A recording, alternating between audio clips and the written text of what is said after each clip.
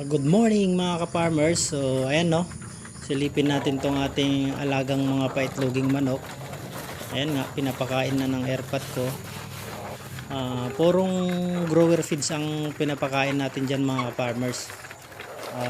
60 grams sa unang linggo o 60 to 65 grams. Tapos sunod na linggo dagdagan natin ng paunti-unti. At saka tubig, dapat laging may laman yung kanilang patubigan no.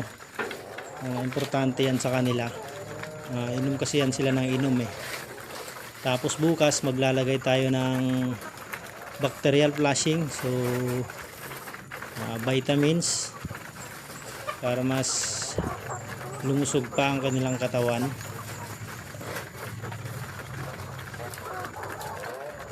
So bali pang-apat na araw na nila ngayon mga ka-farmers no. At ayan na nga, bumalik na ang kanilang sigla. Kasi galing pa to ng Luzon mga farmers, yung nagbenta sa atin nito, galing pa ng Luzon, binyahe hanggang sa Mindanao. So ayan na nga sila, malalakas ng kumain.